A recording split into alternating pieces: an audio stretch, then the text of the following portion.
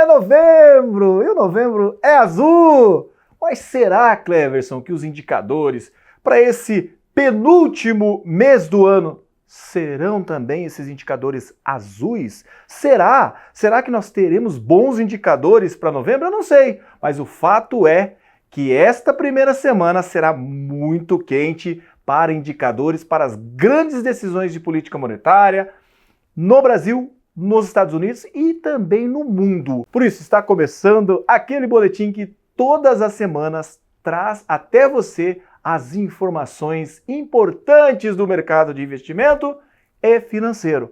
Então, não desgruda um momento aí da tela porque o meu querido diretor vai subir a vinheta agora. Sobe a vinheta, diretor.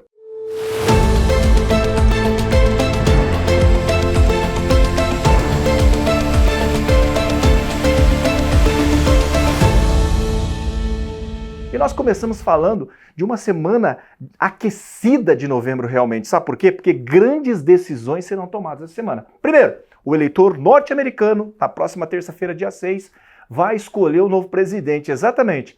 Kamala Harris ou Donald Trump? O fato é que crescem as expectativas na decisão dos eleitores norte-americanos para quem será o novo presidente que vai ocupar o cargo na Casa Branca, lá nos Estados Unidos. Mas ainda assim, a semana não fica só quente por causa desse assunto, não. Tem decisão de taxa de juros no Brasil, tem decisão de taxa de juros nos Estados Unidos. O que deve acontecer, Cleverson? No Brasil, segue aquela saga preocupante sobre os controles das contas fiscais. As contas públicas brasileiras estão em uma situação de déficit e até o momento, o ministro da Fazenda, que acabou adiando sua viagem para a Europa, vai se reunir com o presidente para dar uma resposta ao mercado sobre de que maneira ele vai controlar as despesas das contas públicas federais. Sabe por quê? Porque até agora a parte de receita foi aumentada, novas alíquotas criadas, enfim. O fato é que o investidor, o analista, o investidor internacional, ele quer saber o seguinte: como fica o controle das despesas, dos gastos públicos do governo? E o ministro vai ter que responder essa semana. Cresce a expectativa do que ele vai falar, porque na semana passada o dólar bateu um pico de crescimento jamais visto desde 2020. Ele chegou a bater 5,80, coisa que a gente não via desde 2020 na época da pandemia. Não sei se vocês se lembram disso. Por isso, cresce a expectativa, fica o mercado por completo em alerta para verificar o que ele traz para conter toda essa ansiedade e principalmente esse nervosismo do mercado no que tange ao dólar. Essa semana também aqui no Brasil é semana de decisão de taxa de juros, muita expectativa na questão fiscal, mas também na inflação. Sai o IPCA e o que tudo indica é que nessa próxima reunião aconteça, como previsto, um novo aumento de taxa de juros na Selic meta. Por quê? A expectativa do mercado é que seja uma alta de 0,5, podendo até chegar a 0,75. O fato é que o Brasil, além da questão do controle fiscal, vem buscando combater, melhor dizendo, a inflação durante todo o ano. E o instrumento de taxa de juros é o melhor caminho para isso.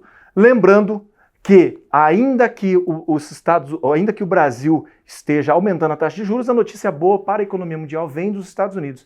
Essa semana o Federal Reserve se reúne novamente, seu comitê de política monetária, e a perspectiva de lá é diferente. Deve acontecer um corte na taxa, mais uma queda de 0,25. A semana passada, indicadores e dados de geração de postos de trabalho fomentaram ainda mais essa perspectiva de que vai acontecer uma redução. Semana também é marcada por quê? Por outros indicadores importantes. Por exemplo, a Inglaterra também vai decidir sua taxa de juros, vai mensurar sua taxa de juros semana. E sai um indicador importante para a economia mundial, a balança comercial chinesa. Vamos ver como que foi no último mês as compras e as vendas dos chineses. Lembrando que eles são grandes compradores e grandes vendedores na economia mundial. Cleverson, mas me diga uma coisa interessante. Na semana passada, o Bitcoin completou 16 anos. Exatamente 16 anos.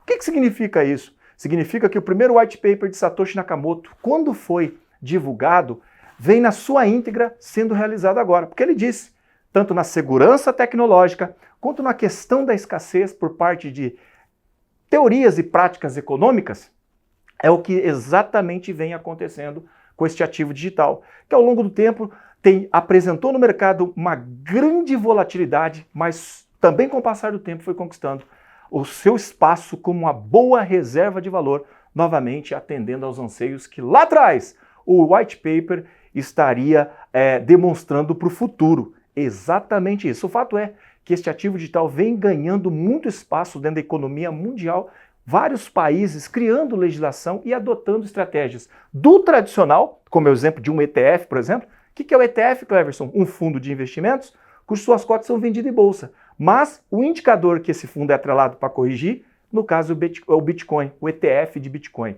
que saiu esse ano nos Estados Unidos e aqui no Brasil, já há alguns anos, você pode comprar cotas de ETF, exatamente, de Bitcoin, por exemplo, de Ethereum e de outros ativos, na Bolsa de Valores brasileira. Ao longo do tempo, ele foi criando uma boa base de investidores, uma boa base de capitalização de mercado, recursos sendo depositados nesse mercado. E hoje, sem dúvida, bancos, governos compram ativos digitais como o Bitcoin para criar suas reservas também neste ativo que muita gente diz que será o futuro ouro digital, como muitos citam, né? Numa analogia à fase de ouro no Brasil e no mundo. O fato é que ele conquistou seu espaço e fique atento, porque é um ativo que pode fazer e com certeza fará muito sentido na sua carteira de investimentos.